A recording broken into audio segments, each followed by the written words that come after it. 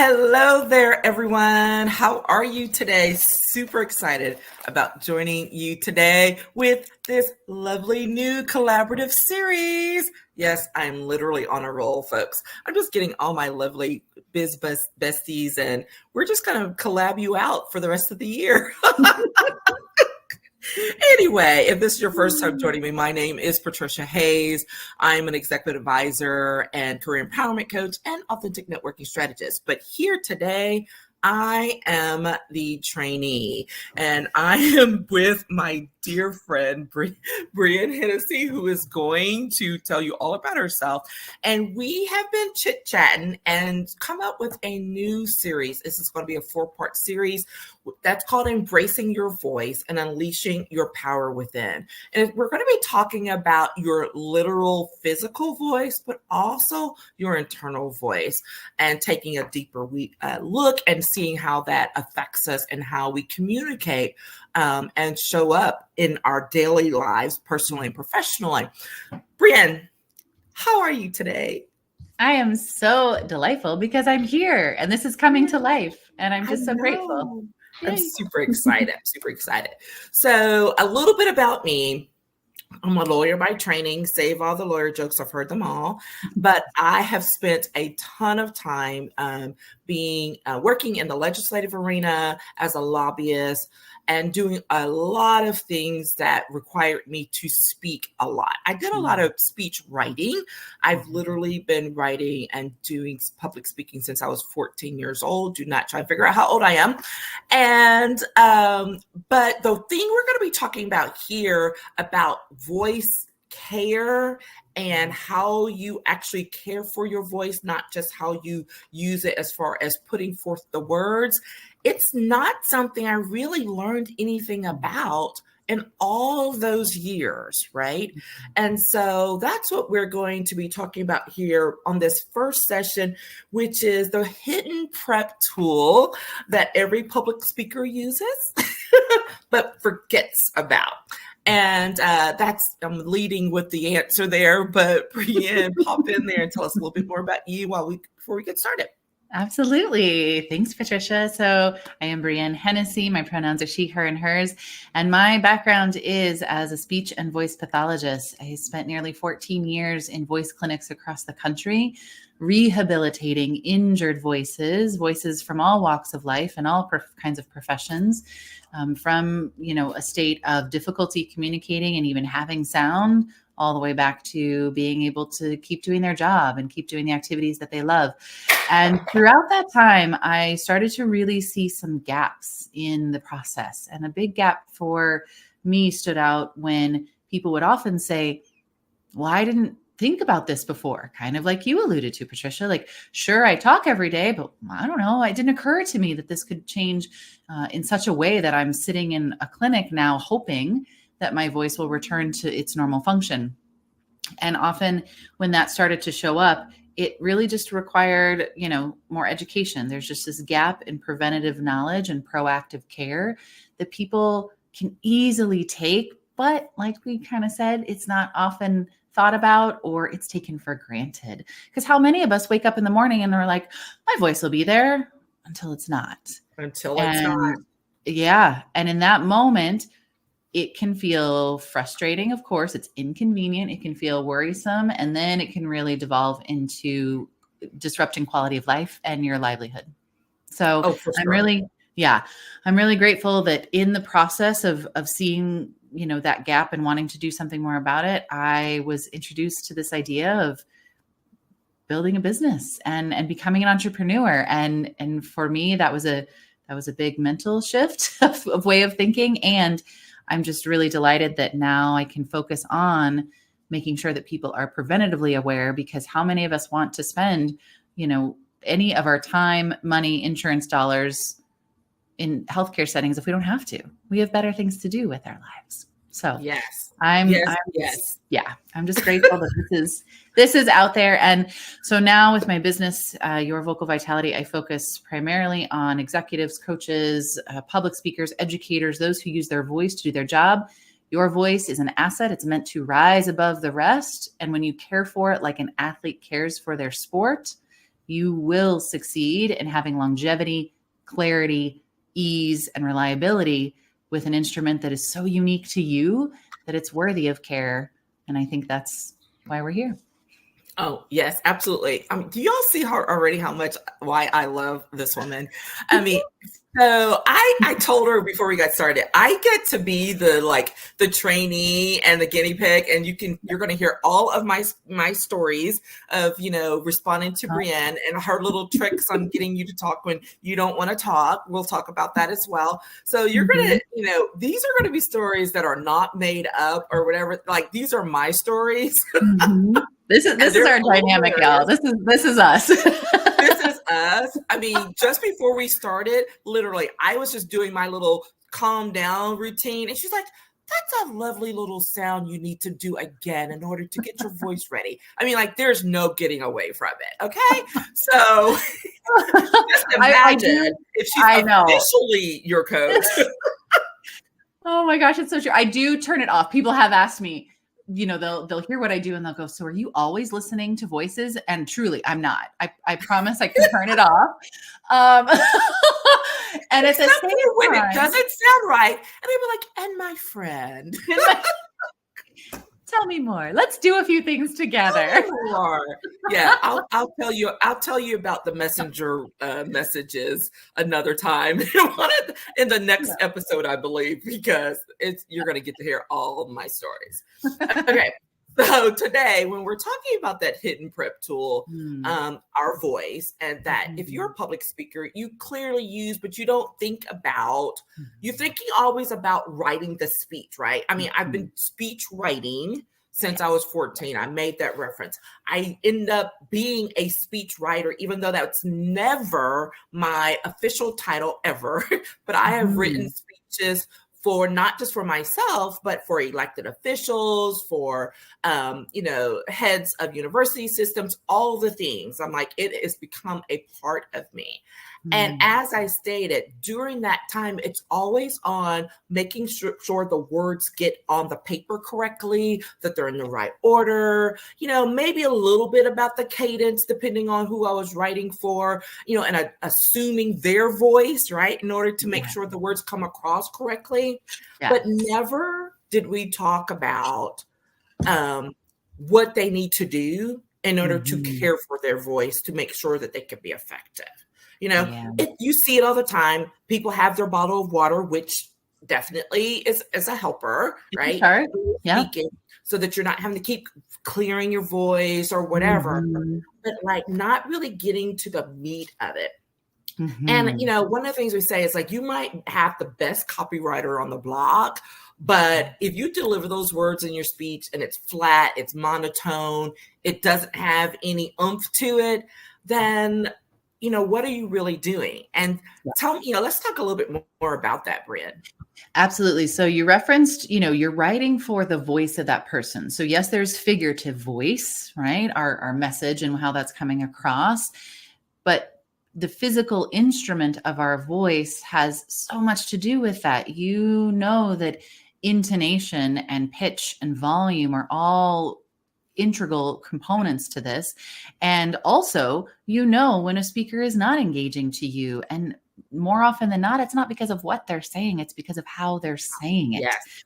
So you're either stuck listening, depending on where you're at, the event, whatever the case may be, just, hoping to try to tease out some little, nugget from it, or tuning out. Or I've worked with folks who are in radio, for example, and they are using a voice that is, again, not their natural sound. One voice that's pretty common in that sphere is Fry. And so people get down here thinking that that's going to be effective because it's lower.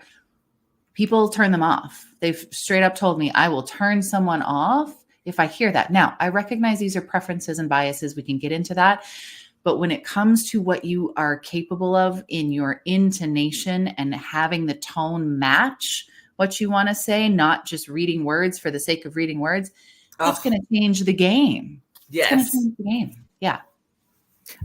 Don't even get me started. That's a whole other conversation. My pet peeve about reading, just reading the words.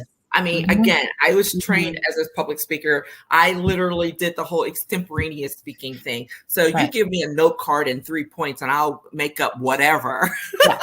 And with that though, Patricia, the voice still matters, right? You can still make it up on the spot, but imagine if you were still reducing your voice to again, that monotone or flat or maybe not so engaging, and that kind of stays here, or maybe there's nervousness and shakiness.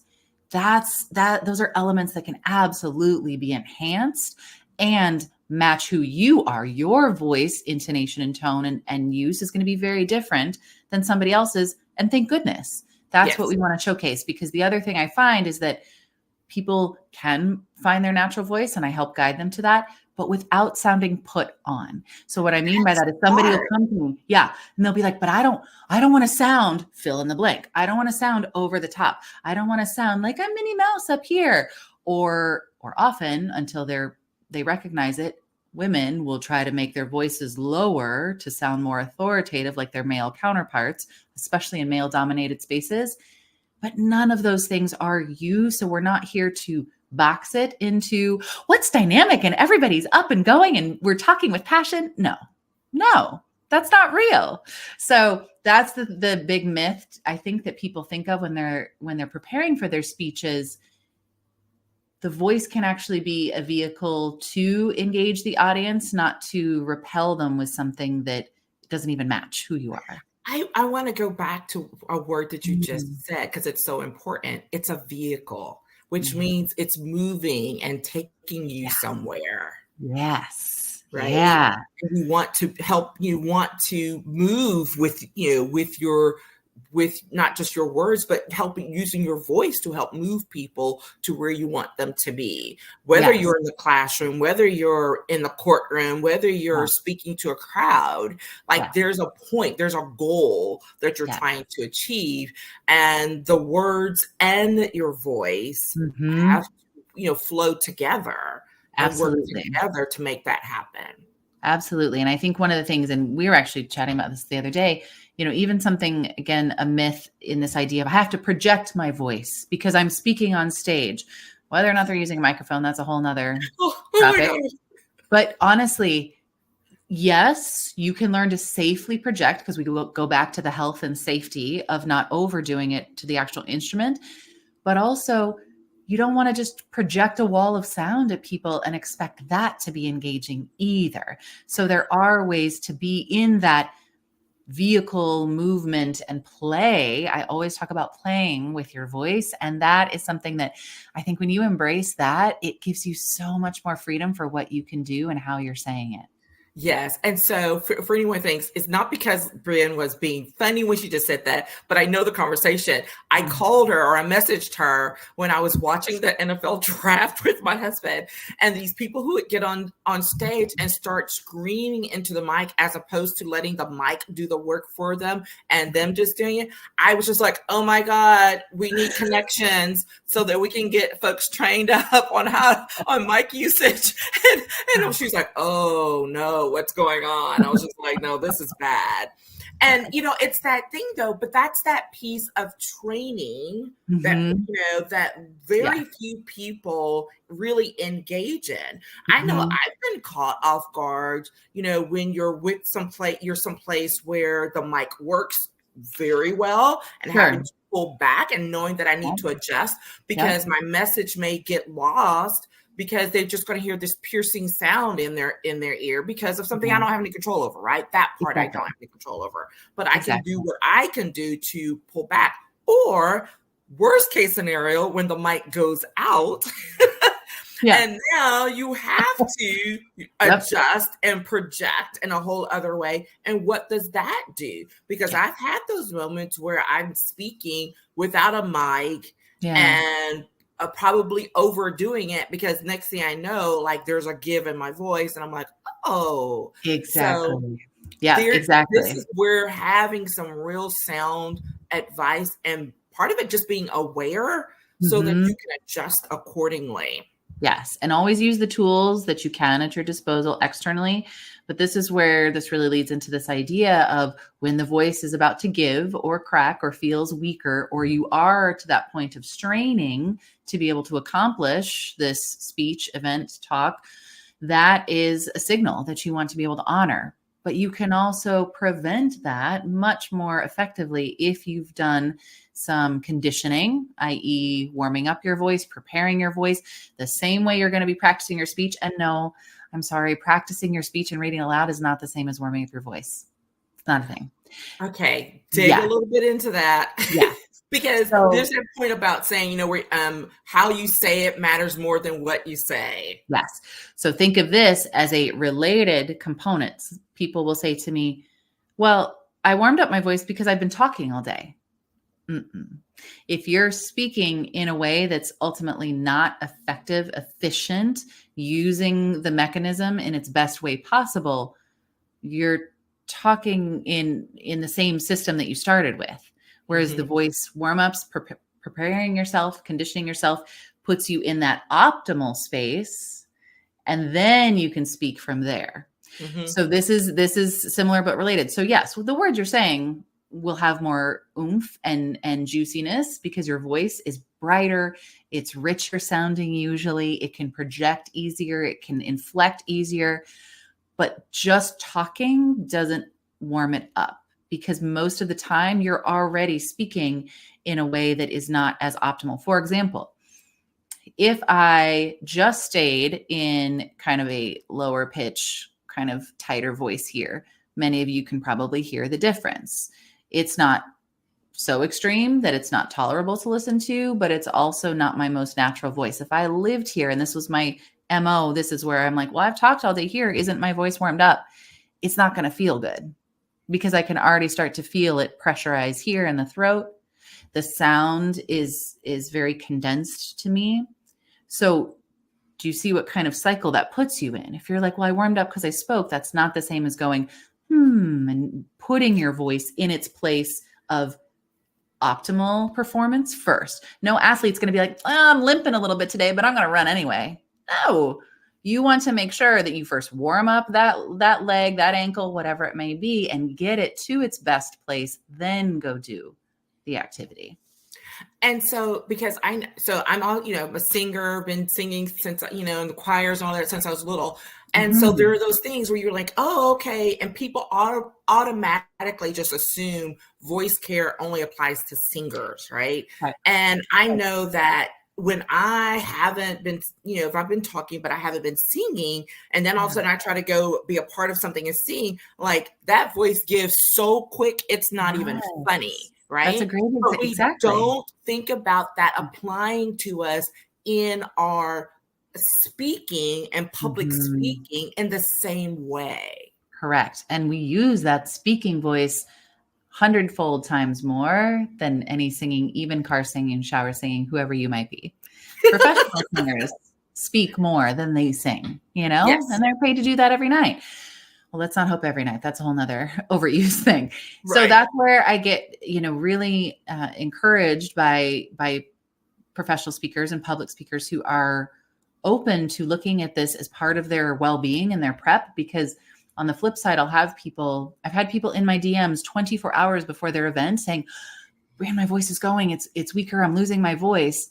And fortunately, we're able to do some things in the interim, but who needs that kind of stress? The time away that they could have been spending either preparing their talk more, their voice more, or networking, because we have to keep in mind, most of these places we go to speak, if we're not virtual, we are actively still talking, networking, doing the things with our voice. So in this person's case, she was able to recover in time to feel strong enough on stage, but why wait to have that kind of disruption when it's something that's so very much preventable? Yeah.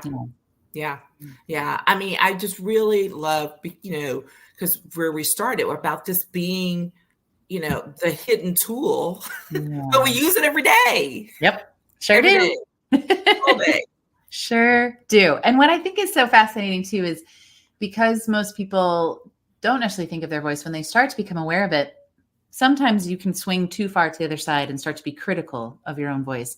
And I don't think that serves us either, because we're using this instrument every day to share our message. Mm-hmm. And if you criticize or dislike or even hate something that you're using to share your message, that does not carry energetically to the listener in the best way possible either. So I think we have to be mindful of how we're speaking to ourselves, about our voice, about how we sound, and that it's okay if it's going to crack sometimes. Yeah. That's totally normal. We all have it. And you don't want to ever aim for some false perfectionism or some voice that's not you, but you also want to know that your voice will give you those signals each and every day. So if it's feeling a little weaker that day, honor that. Yeah. If you're not feeling like you want to project on the stage that day, double check that mic is ready to go. Use the supports that you have, because those moments when you are in stressful triage mode can feel really lonely and frustrating and inconvenient. And it's not a fun place to be. Yeah, no, for sure. I mean, and I know that in our next chapter of our conversation, we're going to talk and get more in detail on health and stamina in particular. Yeah. And, that's when you'll get to hear a lot of my Patricia stories. But before that, let's talk a little bit more about the importance of adding the voice care to your public speaking routine as a tool. When you're thinking about your voice being a tool, what is it that we can recognize, first be aware of, and then incorporate into our regular everyday, toolbox to help us along the way? Mm-hmm. So I would encourage all of you who are needing your voice every day, and especially as you're preparing for different kind of events and speaking engagements, to really begin to set yourself just a protocol. Okay. You already have very likely your to-do list of what is needed to prepare. So I want you to put voice on there, and specifically voice warm up. Now, this may look very different to different people. We're not actually going to get into different warm up styles, right this moment. But there is what Patricia said earlier, the intention and awareness to just saying, let me just check in with my voice. The warm-ups are going to calm any nervousness. Okay. Vocalizing can calm nervousness. That is a known factor of the parasympathetic nervous system. Okay. It can stabilize your sound. It can brighten your sound. You can start to warm up a little more with volume and pitch. So even that little, at the beginning of our conversation, that little that Patricia and I were playing with, you can play with that too. And I know most people go, oh, so you just want me to hum? Yeah, kind of. It's gonna start simply because I don't want this to be something that is a burden. Right. It needs to be a benefit. And doing so means that you are doing it not to check a box off that to-do list, but to become more intimately knowing with your voice and what it can do. So if it's not doing certain things, for example, you go to glide around and nothing's coming out. Okay, let's take a step back and say, is my voice ready for what I need it to do today? Do I need to make some adjustments? So that's something that I talk about a lot. There are resources both in my website. I have a top 10 tips handout freebie that people can have, but just knowing that you can take that intentional act of saying my voice needs some TLC before I get on stage is huge. You're miles ahead of, I guarantee you, 90% of your colleagues. Yes. Yeah. Yes. And putting yourself in such a better state of relief. And I say relief because, again, you don't want to get up on stage and have the mental drain of worrying about your voice when you're trying to get your message across. Nobody wants to worry about that. Yes. Yeah. Yes. Oh my God, this is so great. I'm so excited about the next one. This has been great. All right. So we're going to end each session with a little leadership voice nugget. And for me, that little nugget's going to be, remember, as a leader in your industry, in your community, whatever it is, recognizing that your voice is a valuable tool that's a part of your leadership growth and development. That's my nugget to, to really take away from this time. And so as such, that we need to elevate it and do the things we need to do to take care of it so that it can be a tool that we can reach for on a moment's notice if need be, or with lots of prep. But in any case, it'll be there. It'll be a tool that's there and working, right? We don't want any rusty tools coming out of our toolbox. True. I love that. What about you, Brienne? What do you think is probably a lovely little leadership voice nugget for today? The voice is going to be perceived by the listener in whatever way that may be, and we don't have control over that. And yet, especially in leadership, there are moments where the sound of your voice, how you sound, may not land and either result in communication breakdown or a disruption to how you're trying to lead a team, or perhaps even when it comes time to promotion, because there are things that people have, in confidence told me that they are chastised for because of how their voice sounds, what they're trying to say versus the tone that they use. And that's part of what the subtext is of what we're talking about here. You can change that. You can shift that. And it doesn't have to be at the cost of who you really are. I love that. Yeah. I love that. I think that's a beautiful, beautiful note to end today on. Okay, everyone. Thank you so much for joining us. We are going to be coming back next time, and we're going to be talking about health and stamina and really getting deep and telling the stories, oh my goodness, on ourselves. Me. And and those little messages that I've gotten before, I'm like, hey. So look forward to having that conversation. Be sure to join us if you want to learn more about the services that either of us provide. You can do so at the links. Especially, we're going to make sure and drop Brienne's top 10 tips handout in the comments so that you can access those and change how you approach your voice and using it as a tool right now today. Take care, everyone.